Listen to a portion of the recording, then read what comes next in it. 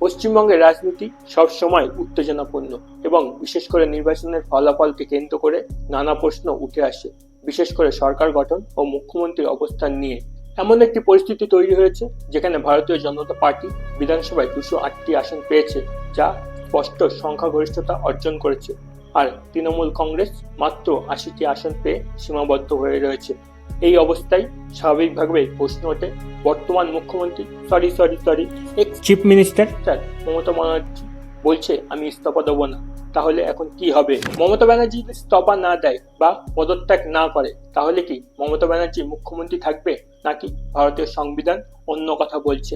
চলুন আজকের এই ভিডিওটার মাধ্যমে পুরো বিষয়টা স্পষ্টভাবে জানার চেষ্টা করি। নমস্কার, আমি আপনাদের সাথে আছি শুভজিৎ, আর আপনারা দেখছেন গল্প উইথ শুভজিৎ চ্যানেলটি।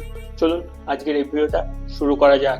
4 মে পশ্চিমবঙ্গে নির্বাচনের ফল প্রকাশের পর রাজ্য রাজনীতি এক অদ্ভুত মোড়ে এসে দাঁড়িয়েছে। একদিকে ভারতীয় জনতা পার্টি বিপুল সংখ্যক সংখ্যাগরিষ্ঠতা নিয়ে সামনে এসেছে, আর অন্যদিকে তৃণমূল কংগ্রেস বড়ভাবে পিছিয়ে পড়েছে। সংখ্যার দিক থেকে হিসাব করতে গেলে 293টির মধ্যে 200-এর বেশি আসন একদিকে, আর অন্যদিকে মাত্র 80টি।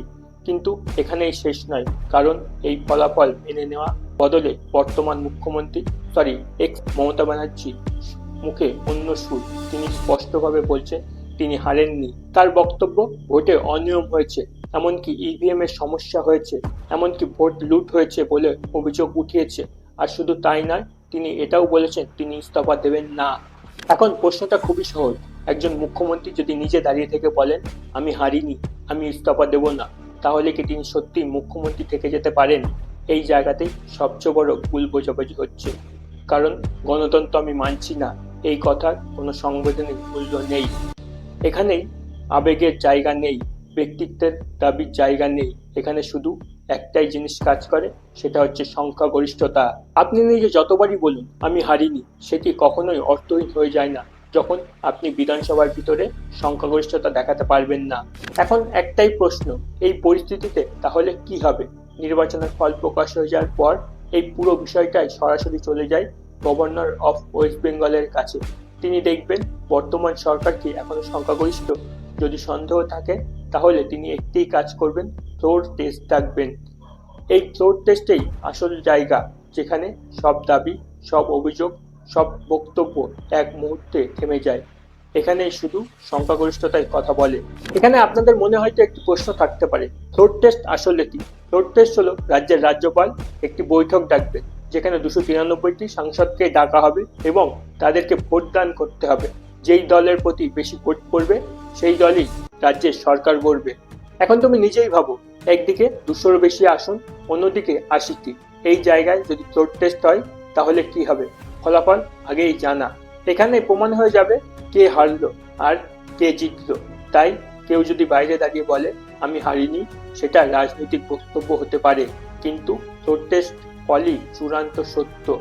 এখন ধরো ফ্লোর টেস্ট হয়ে গেল, তিনি হেরে গেলেন, তবুও তিনি বলছেন যে আমি ইস্তফা দেব না। এই জায়গাতেই অনেকে ভাববেন হয়তো আর কিছু করা যাবে না, কিন্তু বাস্তবটা ঠিক উল্টো।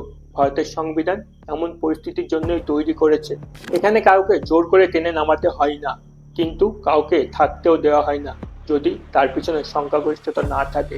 ফ্লোর টেস্ট হারের পর একজন মুখ্যমন্ত্রী আর মুখ্যমন্ত্রী থাকে না, এটা সক্রিয়ভাবে ঘটে বা সাংবিধানিকভাবে।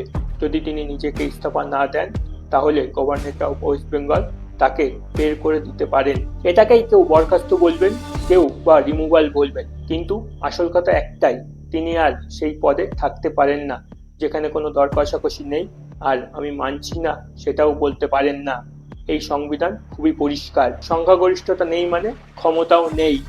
এবার আসি তার অভিযোগের কথায়। তিনি অভিযোগ করছেন ভোট লুট হয়েছে, ইভিএম নিয়ে প্রশ্ন তুলেছেন। এই অভিযোগগুলো অবশ্যই গুরুত্বপূর্ণ, কিন্তু এগুলো জায়গা আলাদা।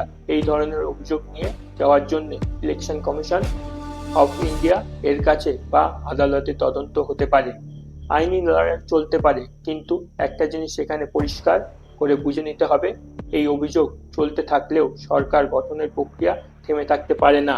মানে আপনি আইনের লড়াই চালাতে পারেন, কিন্তু সেই সময়ের মধ্যেই নতুন সরকার শপথ নিয়ে কাজ শুরু করে দেবে, যদি আপনার কাছে সংখ্যাগরিষ্ঠতা না থাকে। এই জায়গাটাই অনেকের কাছে কঠিন মনে হতে পারে, কিন্তু এটাই বাস্তব। কারণ একটি রাজ্যকে থামিয়ে রাখা যায় না, প্রশাসন চালাতেই হবে, সরকার থাকতেই হবে। তাই একদিকে অভিযোগ চলবে আর অন্যদিকে নতুন সরকার গড়ে উঠবে। দুটি জিনিস একসাথে চলতে পারে। এরপর ঠিক কি হবে সেটাই খুব পরিষ্কার। যেহেতু ভারতীয় জনতা পার্টি স্পষ্ট সংখ্যাগরিষ্ঠতা পেয়েছে, রাজ্যপাল তাদেরকে ডাকবে এবং তাদেরকে বলবে তাদের সরকার গঠন করতে। তারা তাদের নেতা বেছে নেবে এবং সেই নেতাই মুখ্যমন্ত্রী হিসাবে শপথ নেবে। এই পুরো প্রক্রিয়াটাই খুব দ্রুত ঘটবে, কারণ সংবিধান কোনো শূন্যতা রাখতে চায় না। শেষ পর্যন্ত এই পুরো ঘটনাটা আমাদেরকে একটা খুব বড় শক্তিশালী শিক্ষা দেয়। গণতন্ত্র আপনি যতই বলেন আমি হারিনি, তাতে কিছু যায় আসে না। যদি আপনি সংখ্যাগরিষ্ঠতা প্রমাণ না করতে পারেন, আপনি হয়তো বলতে পারেন আমি ইস্তফা দেব না, কিন্তু সেটাও আপনাকে বাঁচাতে পারবে না। কারণ সংবিধান আপনার হয়ে সিদ্ধান্ত নিয়ে দেবে। এখানে কোনো নাটক নেই, কোনো জোর জবরদস্তি নেই, শুধুই নিয়ম আছে, আর সেই নিয়ম শেষ কথা বলে। এবং সেই নিয়মই বলছে সংখ্যাগরিষ্ঠতা নেই মানে ক্ষমতা নেই। আশা করছি এই পুরো বিষয়টা আপনারা সকলেই বুঝতে পেরেছেন। তাই ভিডিওটি ভালো লেগে থাকলে একটি লাইক করে চ্যানেলটাকে সাবস্ক্রাইব করে রাখবেন, আর এখানের এই ভিডিওটা দেখতে পারেন। ততক্ষণের জন্য ধন্যবাদ, ভালো থাকবেন।